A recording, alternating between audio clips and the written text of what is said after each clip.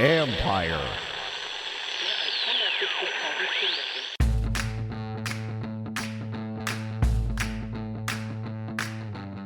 Hello and welcome to my podcast. Do me a favor, subscribe to the John Conn Report wherever you get your podcast. You're watching on YouTube, hit that like button, hit that subscribe button. You can find us there as part of Empire Media, AMPIRE. Always much appreciated when you tune in. And don't forget, you can always read my work on ESPN.com. You can also become a member on the YouTube page. Go to the Empire Media YouTube page, see the word join, click on there, choose your membership, and we'll go from there. Anyways, thanks to all of you who have chosen to become members, and here we go. So today, the big news, Sam Howell was traded to the Seattle Seahawks. Essentially, what Washington has done is swap picks. The Commanders shipped Howell to Seattle, and Seattle gets Howell and a fourth-round pick, the number 102 overall, and a sixth-round pick, 179 overall. Washington gets gets Seattle a third-round pick from Seattle, number 78 overall, and a fifth-round pick, number 152. So essentially, they moved up, 24 spots from the fourth round back into the third, and then they moved up 27 spots from the sixth into the fifth. So, that's backup quarterbacks aren't going for a lot right now, even though despite what I told you, how some teams value them on their analytics chart, it's not the value, but to get an extra third, and that's always a good move. So you moved up 24 spots, you moved up 27 or whatever, 27 in the other one. That's all pretty good. So with that, Washington now has 6 picks in the top 100. It gives them a lot of flexibility and it gives them a few more options, right? So one thing they clearly, and I've talked about this throughout free agency, it's clear they want to build through the draft. They did not give out crazy contracts. The veterans that they signed, the older guys, are all on 1-year deals. So it's if they don't really, they're coming here to help establish identity, culture, etc. That's what they're coming here to do. And then what you do is you get a lot of high-end talent in here and let them start to take it from there. So you get the vets in here, you get the young guys, watch, let them grow. That's how you can develop a program. Got to get the quarterback right, but you have a lot of flexibility now. Now, they also, I know some people, you try to read into what does this mean, who they're going to do or take. I don't think this means that, now they're going to be really aggressive going up to get Caleb Williams. Basically they've added a third-round pick, but they gave up a fourth. Just that pick alone is not going to get you to where you want to go. If you wanted to go up to get Caleb, that's about number 1 picks as much as anything. And so, yeah, you get a little bit more ammo, but it's not like it's a substantial amount that you can now go crazy and give up a lot to go up and get him. Again, I think to me, the key is always that anybody has to ask themselves, would you rather have, let's say, Jaden Daniels or Drake May plus future number 1s, plus, your number 2 pick, or Caleb Williams? And I think the Bears have to ask themselves the same thing. But everybody I've talked to, everybody in the league thinks Chicago is going to take Caleb Williams. And I've talked to some who say they have to take Caleb Williams because you don't want to be the team that passes on him if he becomes the kind of player that his talent suggests he might be able to become. Anyways, but this is really about Washington moving on from Howell. And, it's too bad to see the kid go. I like the kid. I think I enjoyed talking to him. I think he's a good pro. I don't think we've heard the last of him as a player. I know when you talk to people about him, they would view him as a high-end backup, mid-tier starter. That was his ceiling.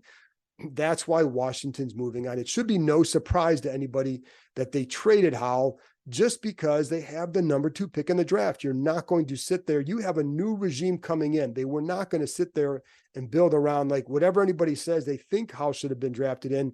Bottom line is he was a 5th-round pick who had 1 year starting, and he had to be better as a starter for them to make it a no-brainer for them to continue with him. And that's not what happened. Now, for part of the year, it looked pretty good. And for part of the year, he did not.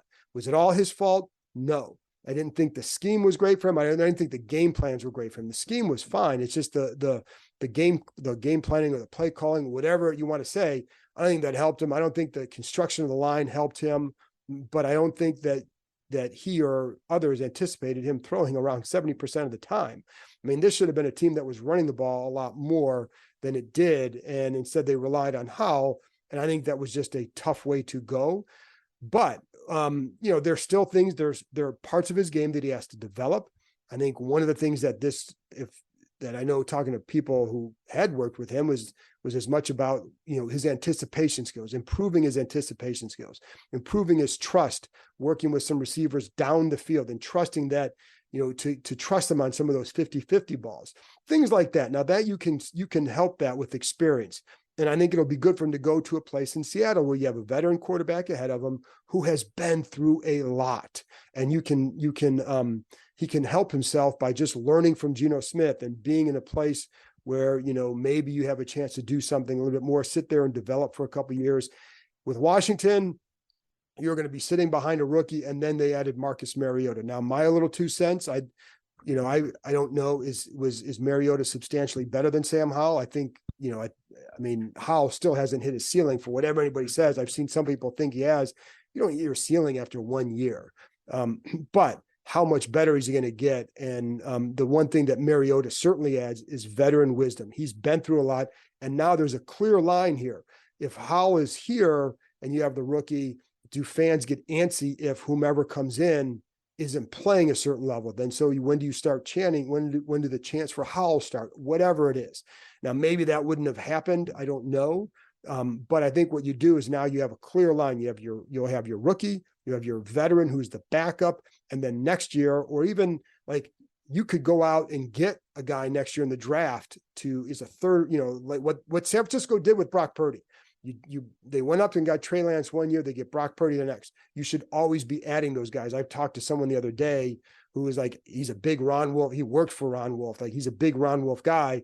And he's like, he believes in that philosophy. You add a quarterback every year. And it's tough to do that, but it's a good philosophy to always add one for those reasons. But what the point is, you can get that guy next year, maybe go another year with a veteran and get another guy in here who could develop into a backup for you.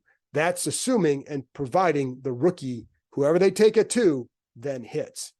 But yeah, I never saw a scenario where I thought they would trade back and build around Howell. I mean, you'd have to put it on the list, but it was pretty low on the list because you need a quarterback, and there are quarterbacks in this class that you can take. And yes, if you trade back, to me, it was still going to be to go get another quarterback, but add more picks, right? Whether it's a JJ McCarthy or someone like that.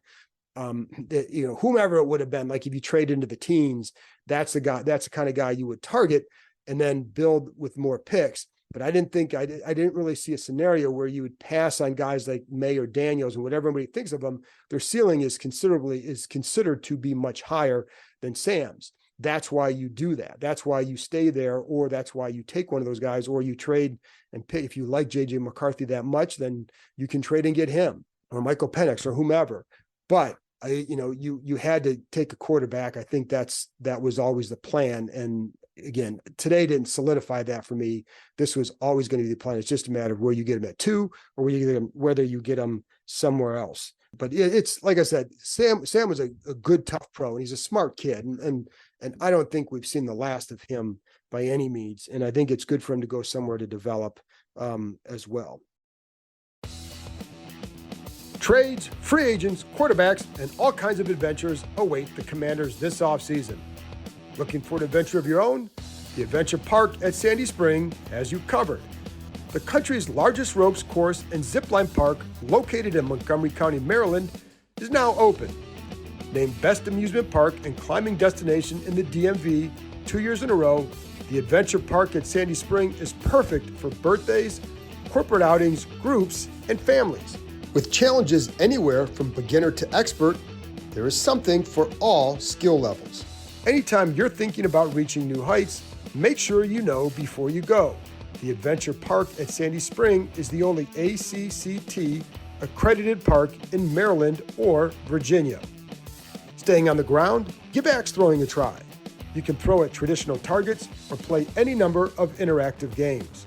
You can even upload your own image. So there you have it, folks. Climbing, ziplining, axes, food, and bonfires right in your backyard. Reserve your adventure today at www.theadventurepark.com/Kime. That's www.theadventurepark.com/Kime. But I think we can go back to a year ago when you just look back a year ago. At that point, it was Eric Bieniemy's here, and Sam Howell could be this guy. And not that everybody was sitting there saying it, but you wondered because you knew that there was some talent there when he was at Carolina in his a couple of years ago. He had this great year, and we all know like there's a lot of teams had him as a 3rd round pick or was 3rd round grade, a high 2nd round grade. And so you didn't know, there was the mystery of it, but it was a gamble, and it was a gamble on all fronts. It was a gamble with Bieniemy because he had he had not been a full-time guy in that role. And it was a gamble on Howell, and Washington lost all around. It wasn't their fault. I'm not going to blame it all on Bieniemy. Not going to blame it all on Howell by any means, but that was the roll of the dice that Ron Rivera made. And I think, given who they had at quarterback, yes, they could have ridden with Jacoby Brissett, and the way Brissett looked, you wonder what could have happened. However, it's funny because even this was the problem that I had with last year anyway. When you talk to people, they're like, they still only thought they would win like 8 or 9. Thought they were like an 8 or 9 win team. Nobody thought they were going to be this 11 or 12 win team, and they just woefully underachieved. And in year 4, you had to be further ahead than that. And so if you had gone 8 and 9 or 9 and 8 with Brissett, I still could see a coaching change. And because I think what you had to do last year is show that you had the quarterback. If you go 9 and 8 with Howell, you make the playoffs, I think you could keep your job. But that clearly didn't happen. But I think that's where the roll of the dice was. And, again, for Rivera, I think it was a bigger roll of the dice to go with Brissett, just because I don't think they would have been more than just where I said they were 8 or 9 wins, and he would have been out of the job. And this franchise would not be looking at a chance to get a guy who could maybe develop into the kind of quarterback they need to stick around. And listen, even if they don't hit on this guy, like they've got a lot of picks now in the top 100 that you should still be able to build your roster. And, and you want to hit on this guy too. I mean, it's a big, big deal because it can change your franchise around, it can change this franchise around, but you can still continue to build because you now have that ammo in the top 100. And that's a good place for them to be. I like the strategy they've had taken this offseason, man. Again, responsible deals in free agency, good, solid players in free agency, some vets who I don't, how much they have left, we'll see. But I think the reputations are really good as far as how they work, and especially for like guys like Wagner, how they lead. I think that's all very important. Today, we also spoke to a handful of guys, and we were on the Zoom for like 3.5 hours talking to players, and props to the Washington PR staff for shuttling these guys through as much as they did. And I'm going to talk about some of these guys more later. Today, I end up obviously talking about Howell more, but I want to talk more. I'll talk some more about what they added later with some other reporters. But like you talk to, like one of the things that Dan Quinn likes to talk about, or Adam Peters, like getting a dog. Like that's why they like Jeremy Reeves. They consider him a dog. And when you talk, you listen to some of these guys that we're talking to today, like a Nick Allegretti, Frankie Louvu, Jeremy Chin, that's what they are. So like, for example, Allegretti, we're talking to him, and I think he's going to be a good voice in that locker room, been a backup. But one of the things that, because I even asked him, like he had 1 year where he started 9 games, and asked him, like, when did you know that you could be that starter? Now, he played behind good players, but guys sometimes have to prove it to themselves. So he had one game where Joe Thuney couldn't play. He said he found out a couple hours before the game that he was going to start, and it was against Aaron Donald, and he felt like he held his own. That's when he knew he could play at a higher level. And so his number one job in the offseason was to find a place he could start. But he made it clear. He's like, I don't want to be handed anything. People ask, like, what did they tell you? He's like, I don't want to go down that road. Basically, what he said is, I want to go out there and earn it. Now, a lot of guys say that, but he was he seemed to be pretty earnest about his ability, his desire to earn it. How's that? And he did not want to hear that he was coming here because he was handed something. That's not what he wants. He wants to go prove that he can be that guy. And you like to have guys like that in your roster. Now, I don't know what level he can play at, but the mindset is the one that you want in the locker room. I think that's a good thing. I think that line will have some good chemistry with guys like him, Cosme. Haven't met Biadasz yet. Wiley, for all everybody talks about him, is a pretty good dude, and I think there's a chemistry there. Now you got to get better play. We all know that, but I think that's you want that chemistry up front. I think that's an important factor for that group. Then you have like Frankie Louvu. Asked him, like, what are you bringing here? And he answered with 3 words: my dog. Hey, listen, I talk about a dog. There you go. That's my dog barking. He gets it. So yeah, Archie gets it. But when I asked Luvu that, he said, what do you add? He said three things: energy, tenacity, and grit. That's the kind of guys that you like to have on your roster. Now, not that they didn't have guys like this on there before, but even in talking to a few players from the past, who had been here, like they felt like the first couple of years under Rivera, like the locker rooms were pretty good. I think especially last year, it wasn't that the locker room bad. It was just the situation overall just didn't go well. And it just, nobody was happy. So that's never a good thing. But I do think you getting guys you have a fresh start here as an organization. You bring in guys like Louisville, Allegretti. I think it adds something. Jeremy Chin, I think you could describe him as having that as well. And these are the guys we talked to today. And then so I think that's important. Then we also talked to Marcus Mariota. He was asked about being basically in a backup role. And I think he understands what he's coming here to be. And I think one thing he said, now I've talked about this, that when he went to Atlanta, he went there to be a starter. And then you also had a backup behind you in Desmond Ridder, a rookie, but he was going there to be a starter. Here, he's coming here to be a backup. It's very clear what he's coming here to be. So one thing that helps him is he's been through a lot. And he even said he can talk to guys at the top. He can talk to guys at the bottom of the roster.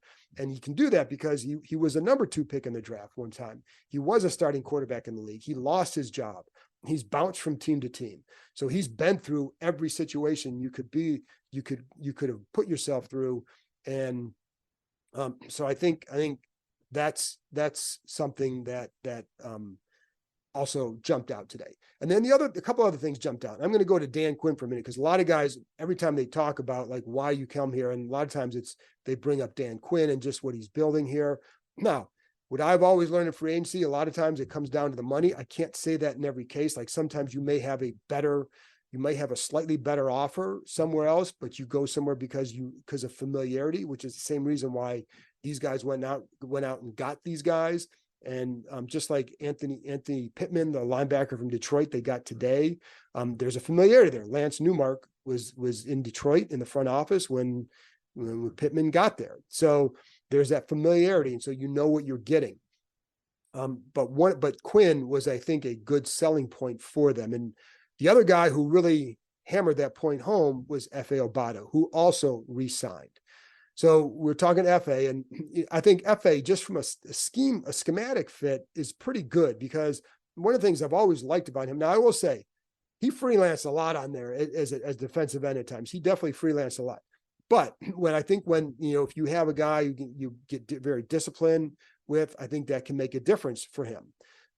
But the other thing that he can do, he can rush inside, he can rush outside. So you look at a guy like Dorrance Armstrong, and it's funny because I was talking to somebody last night about that, and he compared Armstrong to F.A., but a guy with maybe more fluidity than what F.A. has. But in terms of the versatility and what they offer, that was the guy he brought up as someone that he kind of compares, that they have similar type games, but it's just that Armstrong is considered certainly a better player. But that versatility, I think, will help with what Quinn wants to do. Now, the other thing he talked about that really kind of, I think, that certainly touched him, and I think it matters to a lot of people, and it goes back to Dan Quinn.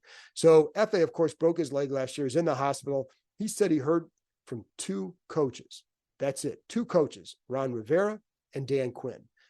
So now Rivera is his head coach. Now there are other guys there on that staff that did not call him to see how he's doing, but Rivera did.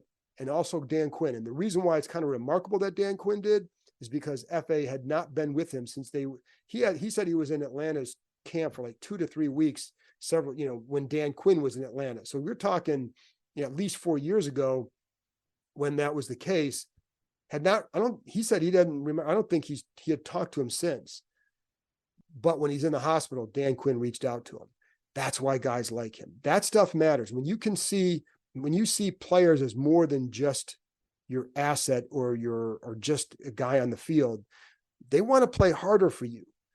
Then it comes down to, again, quarterback. But they want to play harder for you when that's the case. When they know you care, they want to play harder. And I think that's one of the things that Quinn instills here. Does it make you an automatic success? No. But I think it does matter to guys that they see you, that a guy sees you as something more than just a player. And when you have a guy that does that, it resonates with a lot of people. And again, a lot of people talk about that with him. It doesn't guarantee success, but I think you can start to see and understand why guys have a lot of respect for Quinn in particular. Now, the other thing that Obata talked about was the difference in the building. And someone asked him about it, and he just kind of smiled. Now, all the players aren't there, but it's a different energy now because you have a new staff. So that's always going to bring a new energy. But, he's a guy who'd been here for a couple of years, so it's going to feel fresh regardless, right? No matter who came in. Obata was just like, basically, it's a very, very, very different. I was going to say a million times different. He didn't say that, but I think the way he smiled when he asked about it, he's like, you guys, meaning us, you guys will see it. And we saw it when Josh Harris came in, but I think we'll see it more. And it's not just one guy, it's a staff. Like if you have a staff, that matters. And I think one of the reasons Mariota said he came here was because of Brian Johnson, whom he was with in Philadelphia last year. Johnson was the OC. So I think when you have those relationships, it does help. And you can run down the list. And I did this last night on the live stream show. Pretty much all these guys have a connection to somebody here. In fact, I don't know that there's anybody who didn't have a connection to somebody here. And I think on the live stream show and on yesterday's podcast, that was one of the things I talked about, is how important that is, especially when you're not going out to visit guys the way you did in the past. So I think that really, really matters. So and I think that's why, again, it doesn't guarantee success. I'm going to keep saying that because I don't want people you don't want to like overstate where they are. I just think it's been a good week for their build. It's been a good offseason for their approach to building it, from the GM to the coach to the staff to this. I think it's been a good start. Nothing is perfect. And to be honest, sometimes with the staff, it takes a couple of years to get exactly the staff you want, because maybe you didn't get everybody you wanted the first time around. And with the front office, I think, after the draft, there's typically changes. That's why scouts stick around through the draft. And then if you're going to make changes and bigger changes, that's when you make them. And so there remains to be seen where this all goes. The work is far from over, but it's been a good offseason for them. And it's been a really good week for them. And I hate to see Howell go. Like I said, I like talking to him. I love talking to Taylor Heineke. I thought, Jacoby Brissett was a good pro to talk to as well, but I really liked Howell. And there was a definite, I like his demeanor. I like the poise he shows.